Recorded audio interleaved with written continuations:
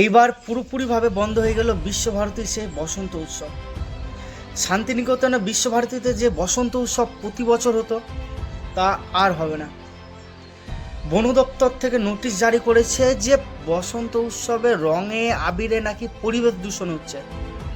তাই তারা নোটিশ জারি করে দিয়েছে যে সোনাঝুরিতে যে বসন্ত উৎসব পালন করা হতো, দেবদোল পালন করা হতো, তা আর করা যাবে না। যেটাই আমাদের 14ই মার্চ মানে শুক্রবার যেটা হওয়ার কথা ছিল, এটা পুরোপুরিভাবে নিষেধাজ্ঞা জারি হয়ে গেল। তাদের কথা কি যে বসন্ত উৎসবে নাকি পরিবেশ দূষণ হচ্ছে। যে বসন্ত উৎসবের যে আমাদের দেবদোল কবিগুরু রবীন্দ্রনাথ ঠাকুর শুরু করে গিয়েছিল তা পুরোপুরিভাবে বন্ধ করে দিল।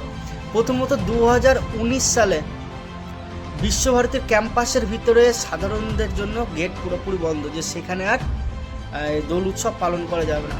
বাট এইবার যা হলো সেটা অনেকটাই গেল। বিশ্বভারতীর বাইরে যে সোনাঝুরির মেলা বসতো, শনি রবিবার করে যেখানে মেলা বসে, সেখানে বসন্ত উৎসব বা দেবদোল পালন করা হতো। কিন্তু বন দপ্তরের থেকে কি নোটিশ জারি করেছে যে বসন্ত উৎসবের জন্য নাকি তাদের পরিবেশ দূষণ হচ্ছে। তো ওই জন্য পুরোপুরিভাবে সীমিত করে দিল বসন্ত উৎসব, যে এই জায়গায় আর বসন্ত উৎসব করা যাবে না, এখানে পার্কিং করা যাবে না। বসন্ত উৎসব পুরোপুরিভাবে সেই সোনাঝুরিতে বন্ধ। তো এইটা নিয়ে অনেক বিতর্ক হচ্ছে যে বসন্ত উৎসব যেখানে কবিগুরু শান্তিনিকেতনে শুরু করে গিয়েছিল, সেই পুরনো ঐতিহ্যটাকে কি পুরোপুরিভাবে বন্ধ করে দিল? বন দপ্তর কী বোঝাতে চাইছে, এটা নিয়ে অনেকে অনেক মতভেদ করছে। বাট আমি আপনাদের বলবো, যারা ভেবেছে বিশ্বভারতী বা শান্তিনিকেতনে বসন্ত উৎসবে যাবে তারা অবশ্যই যাও। তোমরা যদি না যাও তো এই ঐতিহ্যগুলো কিন্তু বন্ধ হয়ে যাবে।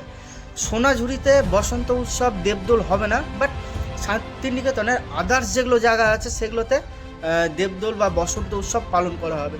এবার তোমরা যদি না যাও, এইভাবে আস্তে আস্তে আমাদের এই কালচারটা কিন্তু নষ্ট হয়ে যাচ্ছে।